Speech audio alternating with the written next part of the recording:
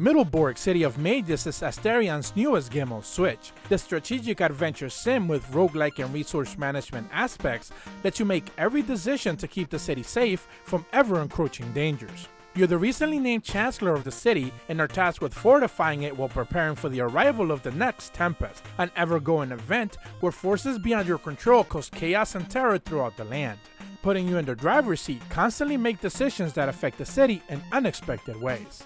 Gameplay is rather straightforward. Place mages all over the city, be it the barracks to protect yourself from melee attacks or the Tower of Light to defend against magic.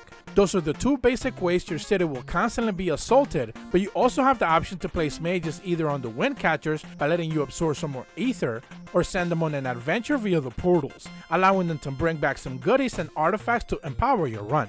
Other important landmarks are the oracles to predict what type of attacks are incoming next, a laboratory to make potions, a hall of fame to power up the discovered artifacts, markets to buy items from other worlds, and even crystal retorts to summon even more active mages. The more mages you have, the more things you can cover at any one time, but they also cost quite a bit of ether to manage.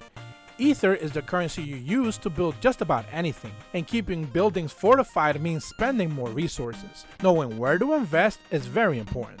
Tempest attacks start off slow with just 2 random events per turn, and then quickly grow to 4 or 5 in a row. During Tempest periods, other events may happen, like a calm day, allowing you to reposition your mages to travel through the portals, or rack up some ether via the wind catchers. Keeping an eye out on the Tempest attacks and positioning mages accordingly are the minute-to-minute experience. Quests are used as teaching moments to show you how the mechanics work, and one-use items like spells and potions help you out in pinch situations. Advisors also spread throughout the city. Each has their own perks and detriments, and they will show up during random events between Tempests, asking you to make decisions that could help or hinder.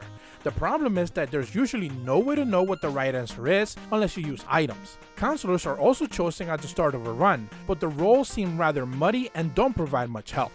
The real issue with this game is that the controls are right down atrocious. Clearly it was designed for PC, so when you move with your right thumbstick it acts as a tab key, and when you use the left stick it works as a supplemental arrow key to move between the choices you've tabbed into. If it was precise, perhaps it would actually work. But it's jittery, spotty, and hardly ever works right, especially when you're trying to reach options on either end of the screen. Predicting incoming attack damages is also hard to understand. Even with a crew of mages, you can only mitigate so much damage but never fully nullify it.